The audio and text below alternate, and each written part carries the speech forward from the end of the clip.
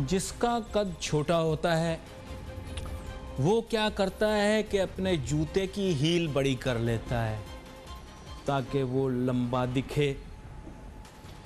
जिसका रंग काला होता है मुंह पर पाउडर लगा लेता है या गोरेपन की क्रीम लगा लेता है, मैं गोरा हो जाऊं। जो अनपढ़ होता है जेब में 4 कलम लगा लेता है, मैं पढ़ा लिखा आदमी हूं। एहसास कमतरी चीज ही ऐसी है। पाकिस्तान के अंदर अवाम को लॉलीपॉप देने के लिए, जिन्हें मैं अपने प्रोग्राम में, आपको पता है मैं अपने प्रोग्राम में ट्रेंड शुरू करता हूं, पूरी मार्केट में फिर वो मशहूर हो जाता है। इसी तरह पाकिस्तान के घर दामाद यानी कि रेंट सीकिंग इकोनॉमी के बेनिफिशरीज वो भी क्या करते हैं कि अवाम को बेवकूफ़ बनाने के लिए उनको 24 घंटे एक ही चीज़ कहते हैं, वसाइल से मालामाल, वसाइल से मालामाल, वसाइल से मालामाल। इंसान को खुद ही लगना शुरू कर देता है कि मैं वसाइल से मालामाल हूँ, उसका सीना फूल जाता है। पाकिस्तान वसाइल से मालामाल, पाकिस्तान 5 दरियाओं का मुल्क, पाकिस्तान के पास ये, पाकिस्तान के पास वो, पाकिस्तान के पास ये। तो मुझे याद आई उर्दू की एक कहावत थी, अकल अकल बड़ी या भैंस। तो हमारे यहाँ एक जाट थे, उन्होंने कहा भैंस, क्योंकि भैंस में भी थोड़ी बहुत अकल होती है और वो दूध भी देती है। तो ये तो आपकी अकल का म्यार है कि आप भैंस और अकल में से भैंस को ज्यादा सुपीरियर समझते हो। ये जो इतनी आड़ी टेढ़ी तमहीद बांधी है, इसलिए बांधी है क्योंकि हम खुद बजाते खुद एक कौम एहसास कमतरी का शिकार हैं।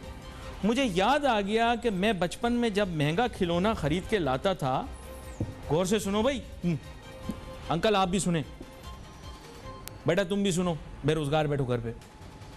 मैं घर में जब मार्केट जाता था ना, मैं रोना शुरू कर देता था। मैं कहा मुझे महंगा खिलौना चाहिए। अब माँ बाप के पास पैसे नहीं भी होते थे, मैं इतना ड्रामा करता था, वो फिर मुझे महंगा खिलौना लेकर देते। मैं महंगा खिलौना लेकर घर आता था तो मेरे जो बाकी दोस्त थे मुतवस्सित तबके से ताल्लुक रखने वाले, वो मुझे कहते थे अबे ये कहाँ से महंगा खिलौना, हमारा खिलौना तुमसे ज़्यादा अच्छा है। मैं उनको कहता था भाई ये महंगा खिलौना बाहर से आया, फर्स्ट क्लास। वो कहते थे नहीं नहीं, हमारा ये मुकामी 10-20 रुपए वाला खिलौना तुम्हारे खिलौने से ज़्यादा अच्छा है। मानते ही नहीं थे। ये जो मैं आड़ी टेढ़ी बातें कर रहा हूँ, इसका लिंक मैं बनाता हूँ। अब हमने पाक स्टडीज़ की किताब में तारीख का सबसे बड़ा झूठ बोला, नहीं दूसरा सबसे बड़ा, पहला सबसे बड़ा वो सीपैक वाला झूठ है, क्योंकि तकदीर सिर्फ मेरा रब बदल सकता है, कोई सीपैक नहीं बदल सकता।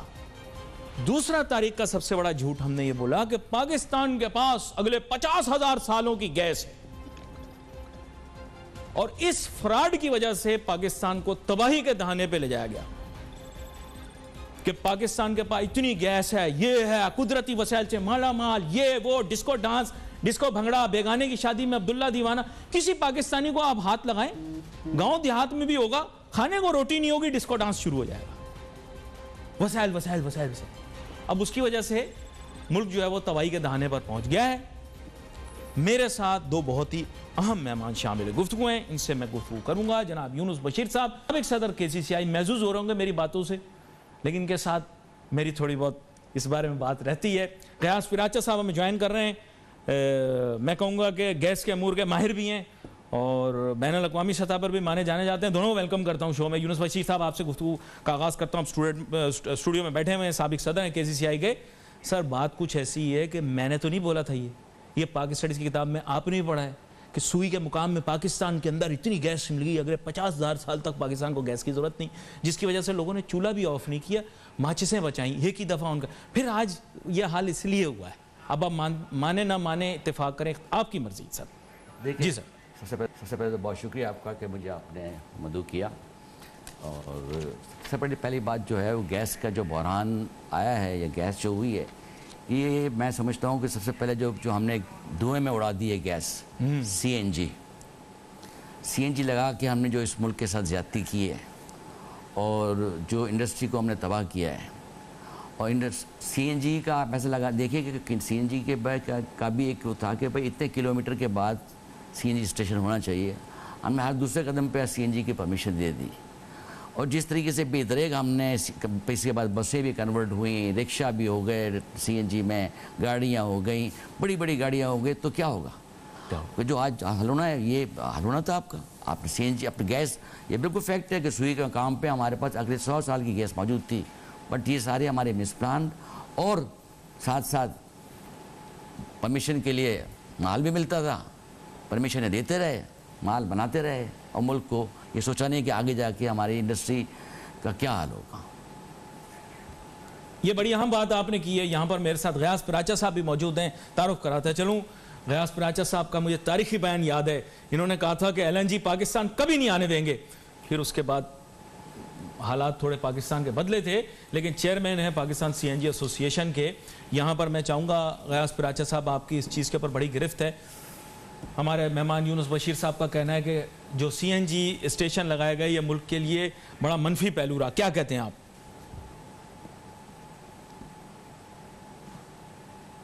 जी गयास पराचा साहब।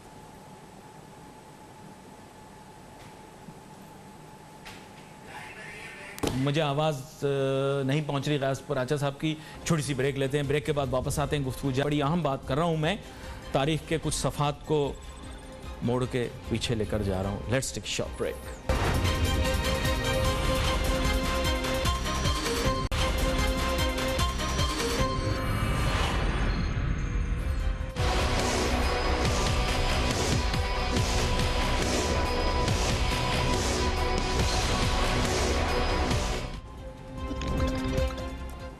हम हैं लाइलग, जो जहां लगा दे हम वहां लग जाते हैं। हाइड्रोकार्बन का एक इंस्टीट्यूट बनाया, उसने बोला कि हम लोग जो है वो अपने मुल्क के अंदर हाइड्रोकार्बन डेवलप कर सकते हैं और उसकी बुनियाद के अंदर हम उसको ईंधन के तौर पर इस्तेमाल करें। कसूर अवाम का नहीं, कसूर CNG स्टेशन वालों का नहीं, कंज्यूमर का नहीं, प्रॉब्लम ये थी कि गवर्नमेंट की पॉलिसी ये थी। और गयास पराचा साहब हमारे साथ मौजूद हैं, इन उमूर के ऊपर मेरे ख्याल महारत रखते हैं, किसी तारुफ के मोहताज नहीं है। वेलकम करता हूँ गयास पराचा साहब आपको। जी गयास पराचा साहब, मुझे आज भी याद है पहले एक मुठभेड़ सी हो गई थी और आगाज़ में LNG इंपोर्ट की आपने मुखालफत भी की थी, और फिर उसके बाद हुकूमत ने पूरी पाकिस्तान के ईंधन की पॉलिसी चेंज भी की, लेकिन बुनियादी तौर पे पाकिस्तान का गैस बहरान अपनी जगह खड़ा हुआ है। हमारे फाजिल मेहमान यूनुस बशीर साहब कह रहे थे कि CNG स्टेशन लगाना गलत पॉलिसी है। मैं ना इनसे इत्तेफाक करूँगा ना इख्तिलाफ करूँगा, बल्कि चाहूँगा कि आप जवाब दें और ये भी बताएं गैस का बहरान क्यों पैदा हो रहा है। देखिए, सबसे पहली तो बात है कि सारी दुनिया जो है ना, यानी दुनिया में जो सुपर पावर है और सबसे डेवलप कंट्री है वो US अमेरिका। सारे यूरोपियन कंट्री इंक्लूडिंग हमारे नेबर्स ईरान और इंडिया, ये तमाम लोग गाड़ियां जो है कमर्शियल ट्रांसपोर्ट जो है वो CNG पे कर रहे हैं due to the environmental effect, सबसे बड़ी बात। और दूसरा, इसको ग्रीन फ्यूल कहा जाता है और ये पोल्यूशन भी फ्री होता है। और इसकी पाकिस्तान के हिसाब से इसको जब किया गया था तो एक पोल्यूशन फैक्टर था और सबसे जो बड़ा फैक्टर था वो इम्पोर्ट बिल था, तो इम्पोर्ट बिल कम हो। अभी देखें गवर्नमेंट एक्सपोर्ट को इंसेंटिव दे रही है, तो जब अगर 50 MMCFD गैस इस्तेमाल हो पेट्रोल की बजाय, तो ये तकरीबन 82 से 85 बिलियन रुपीज पर ईयर का जो है खाली फर्क पड़ता है। तो हम लोग जो है 200 MMCFD इस्तेमाल कर रहे हैं। तो आप इस बात को सोचें कि 370 billion per year import bill में फर्क आता है। तो बड़ी आसान बात है किसी को कहने के लिए कि गैस हमें दे दें, इनको ना दें, ये गैर जरूरी है, तो होगा तो कुछ नहीं। लेकिन आपका इम्पोर्ट बिल देखे ना कितना बढ़ गया। अब हमारी गैस की कंजम्पशन जो है 400 से 200 पे आई है, तो इम्पोर्ट बिल कहाँ चला गया। इसके अलावा जो सबसे अहम बात है कि जिस मुल्क में पॉलिसी जो है वो सिर्फ बड़े इंडस्ट्रियलिस्ट या अमीर लोगों के लिए नहीं होनी चाहिए, गरीब और मिडिल क्लास की होनी चाहिए। ये जो अच्छा गयास पराचा साहब, एक सवाल है, मैं चाहूँगा आप थोड़ा तहम्मुल से उसे जवाब दीजिएगा और बुरा भी ना मानिएगा। बात यह है कि एक ज़माने के अंदर मैं एक और जगह पर आपका इंटरव्यू ले रहा था, मैंने आपसे पूछा, आगाज़ में आपने कहा कि LNG की इंपोर्ट हम अलाउ नहीं होने देंगे, और फिर मैंने आपके साथ प्रोग्राम किया, इत्तेफाक किया, आज से बहुत साल पहले की बात है ये। फिर अच्छा, हमने भी आपको सपोर्ट किया, मीडिया ने भी सपोर्ट किया, हर आदमी गाड़ी में CNG डलाता था। अचानक आपकी तरफ से एक पुरस्कार खामोशी आ गई, फिर उसके बाद दोबारा आपसे इस मौजू पर सुना नहीं। क्या पाकिस्तान की पॉलिसी ठीक है LNG इंपोर्ट करने की या नहीं? देखिए, LNG इंपोर्ट करने की पॉलिसी बिल्कुल ठीक थी। हमारी तरफ से खामोशी आ गई कि गवर्नमेंट ने ना LNG इंपोर्ट पे तमाम सेक्टर्स को कहा कि आप भी इंपोर्ट करें और उसमें इंसेंटिव है, वो इंसेंटिव दे के उसकी कीमत को लोकल गैस के बराबर करने की कोशिश की गई ताकि गैस का वॉल्यूम जो है मुल्क में ज्यादा हो जाए। लेकिन बदकिस्मती हुई कि वो इंसेंटिव इस बजट में खत्म भी हो गए और उस इंसेंटिव से जो लोग फायदा लेना चाहते थे वो गैस नहीं आ नहीं सकी। गवर्नमेंट जो कंपनी है उन्होंने अपनी मुनाफी जो है वो बरकरार रखी और गैस जो है नहीं आई। अभी आप इस महीने देख लें कि के 3 कार्गो नहीं आए जिसकी वजह से गैस बंद है और जो लोग 3 ओवरा ने 4 लोगों को लाइसेंस दिए कि वो LNG मंगवा सकते हैं, उन चारों में से किसी को परमिशन भी नहीं दी कि वो लाएं। तो पाइप की कैपेसिटी का भी चार्ज दे रहे हैं, टर्मिनल कैपेसिटी का भी चार्ज दे रहे हैं और गैस भी बंद है।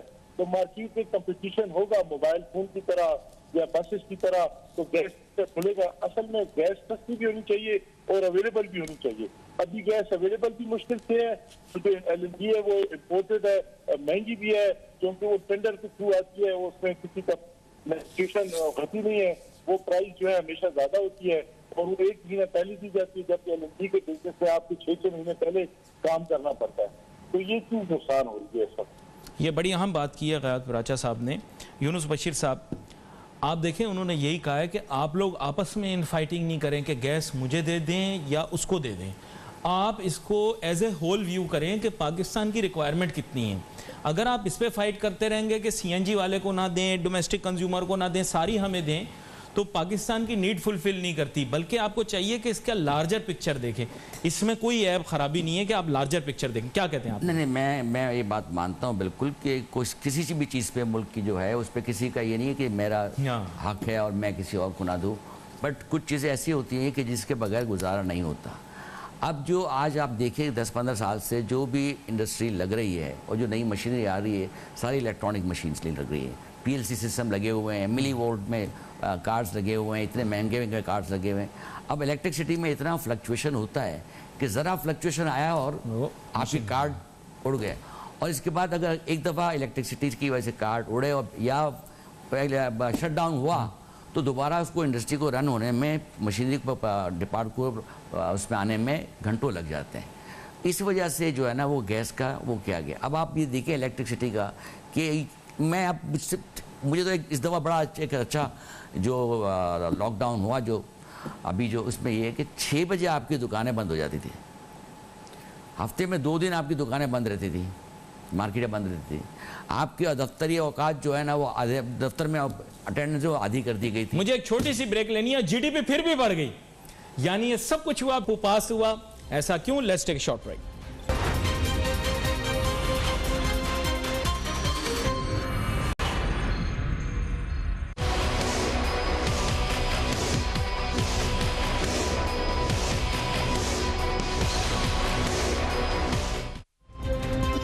मज़ेदार गुफ्तगू हो रही है।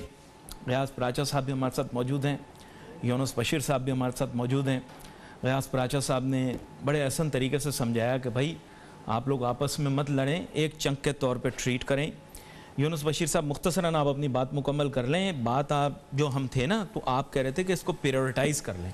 देखिए मैं जो कह रहा था इंडस्ट्री के लिए कि अब इस वक्त जो है ना जब तक कैप्टिव अपना जब तक अपनी जनरेशन नहीं होगी आप नई इंडस्ट्री नहीं लगा सकते, आप इंडस्ट्री चला नहीं सकते। अब आप देखिए मैं ये कह रहा था कि ये स्मार्ट लॉकडाउन था, 6 बजे दुकानें बंद हो जाती थी, हफ्ते में 2 दिन दुकानें बंद होती थी, ऑफिस में आधी जो है ना अटेंडेंस होती थी, शादी ब्याह रेस्टोरेंट सारे बंद थे। GDP 4%, फिर भी लोड शेडिंग हो रही थी। और गवर्नमेंट ने क्या किया, अचानक एक दिन अनाउंस कर दिया कि जी सारे गैस जो नॉन एक्सपोर्ट सेक्टर है उसको गैस के इंजन बंद और क्या कहते हैं उनकी लाइनें काट दी। तो ये सारा अनप्लान का, मैं ये इस बात के खिलाफ नहीं हूँ कि आपको ना दी जाए।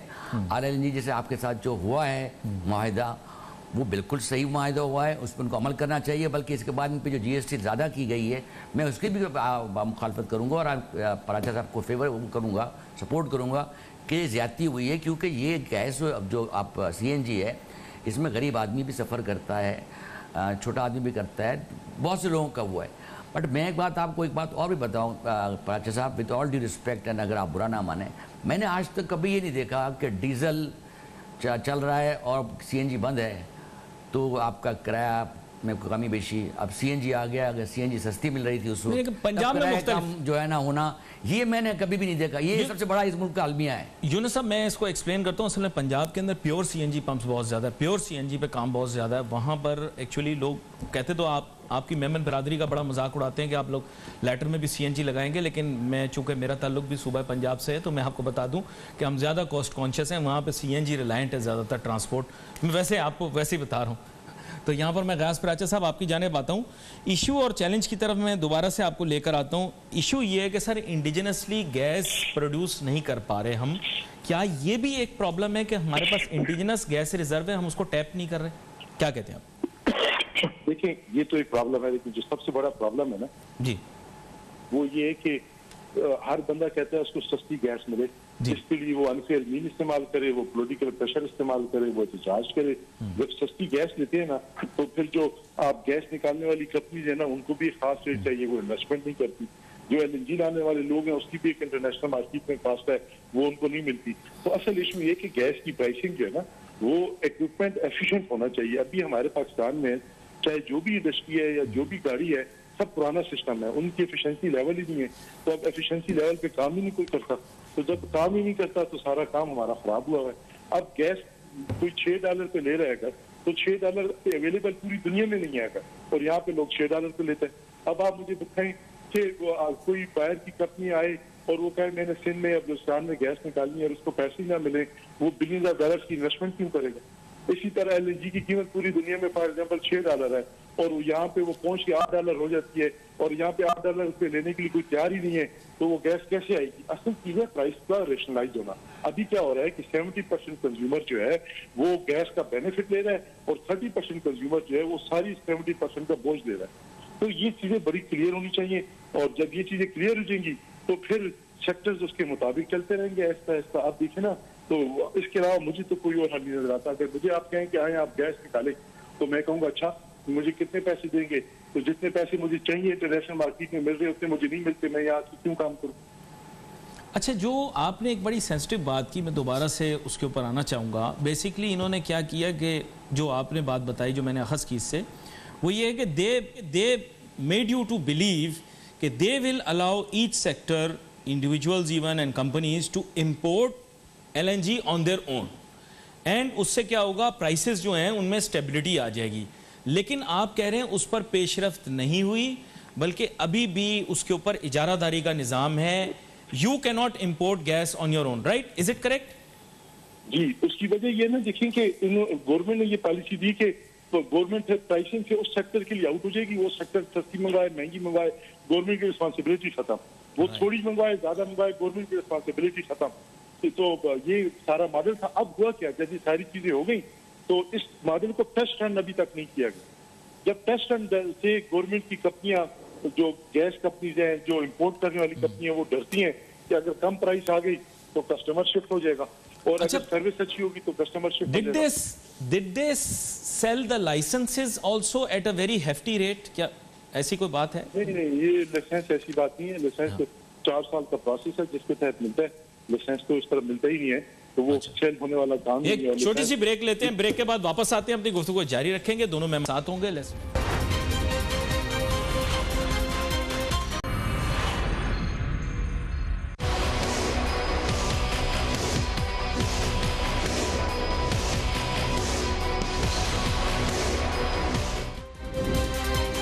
चलें जी, फिर निकालें हल कि अब इस मसले को हल कैसे करना है।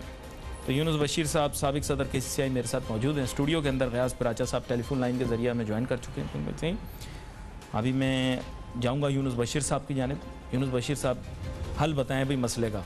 वो मसला बता दिया आपने, अब हल बताएं। देखिए जी, मैं आपको बताऊं एक बात ये है दरअसल कि नो डाउट इस गवर्नमेंट की, इमरान खान साहब की जो जिस तरीके से वो चले हैं, वो लेके चल रहे हैं, उनकी सोच, उनकी नीयत, उस पर हम कोई शक नहीं कर सकते। कल माशाल्लाह असेंबली में इन्होंने जो खिताब किया, एक्सेलेंट। मगर बात दरअसल ये है कि यहाँ पर हर जो मिनिस्टर बैठा हुआ है या जो उनके साथ टीम है इनकी, वो अपने आप को समझता है अकले कुल। वो समझता है कि जी मैं अगर एनर्जी में हूँ तो मुझे एनर्जी की एक एक चीज़ का पता है। मैं अगर कॉमर्स में हूँ तो मुझे कॉमर्स में हर चीज़ का पता है, मैं फैसला कर सकता हूँ। मुझे भाई अगर आपको एक चीज़ का तजुर्बा है और 36 चीज़ें और हैं, आप बैठ के इनसे बात कर लें। अब ये गैस का जो बहरान आया है, ये क्या है? गैस का बहरान इससे आया है कि सोए हुए थे। आप ये मुझे बताएं कि एक साथ आपके RLNG के टर्मिनल पे जो है वो भी नहीं आ रहा, आपके यहाँ 2-2 गैस फील्ड आपको पता था कि आपको गैस फील्ड जानी है, आखिरी स्टेज पे अगर नहीं गई तो बड़ा नुकसान हो सकता है। हम सोए हुए थे, जोड़ के जगाया गया तो पता चला क्या हुआ कि आप RLNG भी नहीं है हमारे पास इस वक्त, और वो दोनों फील्ड चली गई हैं उस पर मेंटेनेंस पे, तो इंडस्ट्री बंद हो गई। आप मुझे बताएं ये क्या चीज़ है? क्या मुल्क में इस तरीके से होता है? ये मासूमियत। और ये खास करके मैं बताऊं एक बात, ये बात बताऊं एक बात कि खास करके कराची के साथ ये पता नहीं कराची का क्या है, क्या वजह है, क्या चिड़ बनी हुई है, क्या वो है उनको कि कराची को जो है ना वो नहीं करना।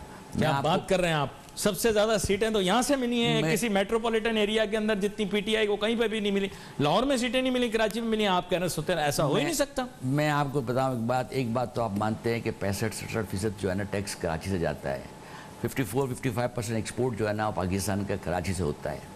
आप पाकिस्तान का शहर देख लें, मुल्तान देख लें, आप लाहौर देख लें, पिंडी देख लें, इस्लामाबाद देख लें, लाहौर देख लें, हर जगह मेट्रो बस है। यहाँ मेट्रो सुपारी है, बनाई है, बस बनाई है, चल नहीं रही। बनाई है, मैं आपको उसके खंडरात में, मतलब मैं उसके जो मैं आज उसके आसार आपको दिखा देता हूँ। शहर में आपको दिखाऊंगा मैं, मेट्रो बस के लिए जंगला मंगला तैयार है, मैं उसके आसार आपको दिखा सकता हूँ। बस नहीं आई अभी तक, जंगला बना दी। मैं ये बताएं एक बात कि आपके लाहौर में, पिंडी में बसें कितने साल हो गए? कराची में मुझे एक बात बताएं कि जो एक अली जैदी साहब ने प्रोग्राम उठाया कि जी मैंने प्राइम मिनिस्टर साहब से कहा मैं कराची को साफ करूँगा। अब हमारा ये काम नहीं है बिजनेसमैन का। ये सब छोड़ें, एक बात आपसे पूछनी, KCCI में आए थे, बोला था 1100 यानी 1100 अरब रुपए का पैकेज देंगे, उसका क्या बना? इसके बारे में आपसे पूछता हूं, लेकिन मैं गयास पराचा साहब की जानिब जाता हूं। गयास पराचा साहब दोबारा से हमें ज्वाइन कर चुके हैं। गयास पराचा साहब, बड़ी मज़ेदार गुफ्तगू हो रही थी। ज़ाहिरी बात है यहाँ पर बड़ा मुल्क के अंदर मुख्तलिफ शहरों के दरमियान भी कंपटीशन रहता है, तो कराची का जिक्र ज़रूर होता है प्रोग्राम के अंदर। तो गयास पराचा साहब, थोड़ा सा आपसे ये भी जानना चाहूँगा, आप बता रहे थे हुकूमत जो है वो अपनी गैस की, एनर्जी की पॉलिसी को रिव्यू करे, तो आप बताएं किस तरह से अब उसको रिव्यू करेंगे? कोई सोल्यूशन बेस्ड अप्रोच आपको पता है? कोई सोल्यूशन है तो हल बताएं हमें।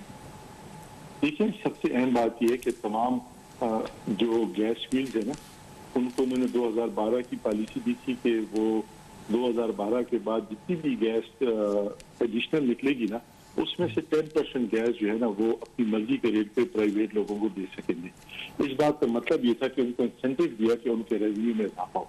लेकिन उस पर जब 2 कंपनियों ने निकाला तो उनको गैस नहीं मिली, जब गैस नहीं मिली तो वो उनका इंटरेस्ट खत्म हो गया। इसी तरह LNG में भी ये हर एक को इजाजत दें, जो भी बंदा मंगवाना चाहता है कि वो मंगवाए, तो गैस अवेलेबल हो जाएगी। जब अवेलेबल हो जाएगी ना तो रेट का कंपटीशन होगा, जिस तरह भी हो रहा है, तो ये इशू रिजॉल्व हो जाएगा। इसके साथ जो तीसरी अहम बात है वो ये अहम बात है कि गवर्नमेंट ऑफ पाकिस्तान को किसी बेस पे वो नहीं करना चाहिए, पॉलिटिकली डिसीजन नहीं करने चाहिए, प्रेशर ग्रुप नहीं बनाने चाहिए। प्रेशर ग्रुप पे फैसला हो जाता है किसको गैस दें, किसको ना दें, किसको किस रेट पे दें, किसको किस रेट पे ना दें। कमर्शियली डिस्क्रिमिनेशन नहीं होनी चाहिए पाकिस्तान में कि सूबा क्या है, तो सेक्टर क्या है, शहर क्या है, बिजनेस क्या है, ये नहीं होना चाहिए।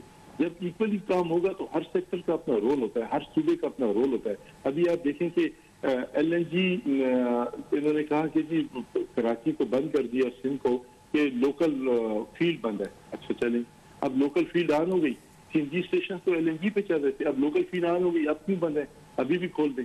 अच्छा, फिर कहा जाता है बंद है, अभी बंद नहीं है, बाज लोग बंद है, बाज लोग बंद नहीं है। सारा मलबा जो है वो गिरता है उस पर, जो CNG नजर आ रहा होता है रोड पे उसको बंद कर देते हैं, जो लोग रोड पे नजर नहीं आ रहे होते वो बंद है या नहीं बंद, तो प्रेशर का मसला कम हो जाता है। अच्छा गयास पराचा साहब, एक चीज़ आपको लुकमा देना चाहता हूँ, ये जो CNG पॉलिसी आई थी ये तो बुनियादी तौर पे गवर्नमेंट ने खुद डिवाइस की थी, और जो मैं आपसे जिक्र कर रहा था कि पाक स्टडीज़ की किताब में जो झूठ और नॉनसेंस लिखी हुई है उसकी वजह से ये CNG पॉलिसी बनाई गई कि पाकिस्तान के पास वाफिर मिकदार में गैस है। हाइड्रोकार्बन का जो है डेवलपमेंट का इंस्टीट्यूट या तहकीक का इंस्टीट्यूट जो था उसको जनाब तरतीब दिया गया कि ये पाकिस्तान वो मुनफरिद मुल्क होगा जिसके पास इतनी गैस है, वो अपनी ईंधन के तौर पर गैस लगाएगी, इससे इंपोर्ट सब्स्टिट्यूशन होगी, मुल्क की मईशत को फ़ायदा होगा। ये क्लीन गैस है, ग्रीन गैस है, इन्वायरमेंटल फ्रेंडली गैस है, ये कंज्यूमर को बताया गया, कॉस्ट फ्रेंडली गैस है, ये कंज्यूमर को बताया गया। हमने बिलियंस ऑफ डॉलर्स इन्वेस्ट किए अपनी गाड़ियों में, आप लोगों ने बिलियंस ऑफ डॉलर्स इन्वेस्ट किए अपने पंप्स के अंदर। इसका हर्जाना कौन देगा सर? ये जो हमारे साथ गेम खेली गई है, हमें जो उल्लू बनाया गया है, मामू बनाया गया, बेवकूफ़ बनाया गया है, इसका हर्जाना कौन भुगतेगा, ये मुझे बताएं। देखिए, ये हर्जाना तो बड़ा आसान है, क्योंकि अभी भी जो गैस की तकसीम हो रही है ना इलीगल वो इसलिए इलीगल हो रही है कि इन्होंने ना सीएनजी सेक्टर की प्रायोरिटी को आखिरी कर दिया है थ्रू ईसीसी डिसीजन। तो ईसीसी डिसीजन से ये काम नहीं हो सकता, ये सीसीआई का डिसीजन है चारों सूबों का। तो अभी और आप ये देखें, आप जरा देखें तो सही जुल्म खाली जरा देखें कि जो लोग $16 1600 MMBTU देते हैं उनकी गैस बंद है, और जो लोग 300 रुपए देते हैं पर MMBTU उनकी गैस ऑन है, यानी घरेलू सार्फिन। अच्छा, अभी देखें कि सारी उम्र होता क्या है कि घरेलू सार्फिन को सस्ती गैस दी जाती है और उसका अरेंजमेंट जो है ना अलग किया जाता है, उसको कमर्शियल इंडस्ट्री के साथ नहीं जोड़ा जाता। अब हो क्या रहा है कि गैस अवेलेबल नहीं है और आप सियासी बुनियादों पे ना स्कीमें दी जा रहे हैं, स्कीमें दी जा रहे हैं, और उस स्कीमों के लिए आप कोई रेट भी डिफाइन नहीं कर रहे, कोई एरिया भी डिफाइन नहीं कर रहे। अब जहां तक हमारी बात है, 450 अरब रुपया इस सेक्टर में इन्वेस्ट हुआ, 37 लाख लोगों ने गाड़ियों में किटें लगवाई, अच्छा गवर्नमेंट के वादे पे लगवाई। अब मैं बताएं, सीएनजी वालों ने तो चलने कुछ पैसे कमा लिए, जिस आदमी ने गाड़ी में किट लगाई उस बेचारे का क्या कसूर, उसको सिलेंडर लेके फिरा, एक दिन रात उसको बता दिया गया कि कल से गैस नहीं मिल रही, उसका तो सारा बजट खराब हो गया, उसका तो सारा सिस्टम खराब हो गया। जिस लोगों ने बस वैगन ली के हम ट्रांसपोर्ट करेंगे, किराया ही होगा, पैसे बचाएंगे, उसका तो सारा बिजनेस तबाह हो गया। रक्षा, टैक्सी आप देखें तो। अच्छा, अब मसला क्या हो रहा है, उसके लिए कोई नहीं बोल रहा। बोल किसके लिए रहा है, स्टोरी टू से जो साहब दूसरे बैठे हैं, अब एक्सपोर्ट वालों को मिल रही है, वो उनका रोना ही कोई नहीं है, उनको तो मिल रही है। उनका रोना क्या जी, प्रेशर पूरा नहीं है। वो भाई 4 दिन प्रेशर नहीं है तो तकलीफ बर्दाश्त कर लो, एक सेक्टर 365 दिन में तकलीफ है तो इशू बन गया जी इंडस्ट्री का। भाई इंडस्ट्री को तो गैस मिल रही है, गैस बंद कहाँ है उनकी, उनका तो खाली प्रेशर का इशू है और तो उनको कोई इशू ही नहीं है। तो इशू है कि जी इंडस्ट्री बंद है। आप मुझे बताएं ना, कौन सी इंडस्ट्री बंद है? आपके पास किसी शख्स ने अप्रोच किया? कोई भी नहीं बंद। ये बड़ा मैं आपकी बात मुख्तसर थोड़ा सा अगर बुरा ना माने आप, तो आपकी बात बिल्कुल सही है कि रिक्शा, टैक्सी ड्राइवर सबको इक्वल होना चाहिए। बट आप जहाँ तक बात कर रहे हैं कि गैस 300 रुपये, वो फर्टिलाइजर सेक्टर की बात आप कर रहे हैं। बाकी गैस इंडस्ट्री को इस वक्त बिल्कुल भी नहीं है। पिछले आज 6 दिन से 7 दिन से जीरो प्रेशर है, इंडस्ट्री हमारी बंद पड़ी हुई है। ये बिल्कुल आपके पास अगर खबर है कि कोई हमें गैस दी जा रही है और ये नहीं हो रहा, अब ये प्लान किया गया है कि 7 टाउन जो इंडस्ट्रियल एरिया है उस पर हर एक में एक दिन की छुट्टी की जाएगी ताकि लाइन पैक बने और इंडस्ट्री को गैस दिया जाए। जैसे मैं साइट में, मेरी फैक्ट्री है, हमारा कल गैस हॉलीडे है, फ्राइडे के दिन साइट बंद रहेगा, पूरा साइट बंद रहेगा।